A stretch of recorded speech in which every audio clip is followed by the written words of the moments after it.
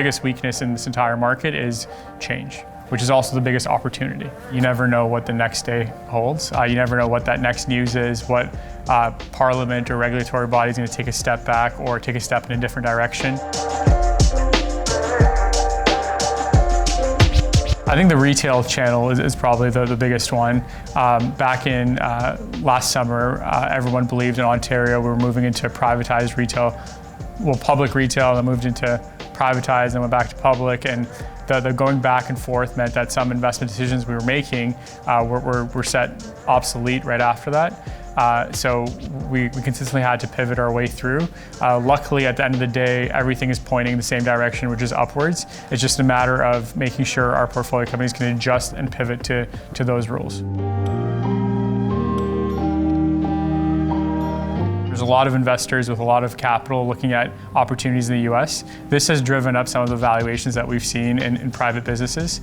On the European side, I think this is kind of the dark horse within the entire cannabis industry, where you have a political environment where they're trying to create a blanket regulatory rule over all European countries and how they talk to each other from a cannabis perspective. Any industrial country out there, whether it's Canada, the US, or anyone else, is going to look at legalizing cannabis in some which way or form, whether medicinally or recreationally, sometime in the future. And if you have that thought process in mind, then it just becomes who's coming next, and what benefits or advantages does one country or one area have over anywhere else, whether that's high consumption rates or high per capita spending, or maybe the soil and the geothermal levels are great for agriculture.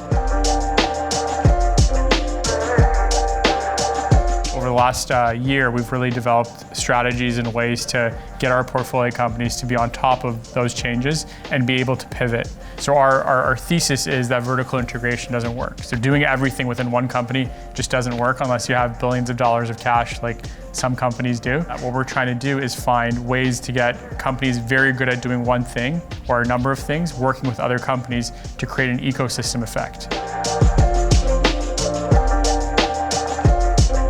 That impact team creates that ecosystem effect, makes the companies speak to each other, share best practices, find ways to share inputs and outputs so it goes through the value chain. And we get a benefit off of that because everyone's working together and everyone's helping each other grow. We like to tell them that we can take care of the external world while they just focus on building a great company internally, and we'll tell them about everything that's going on around them, what financings are taking place, what companies are competing against them potentially, and what ways they can differentiate themselves from everything else that exists, as well as how they can go out and raise that next round of financing or potentially naturally move into an M&A or a go public transaction. My best advice there is to breathe.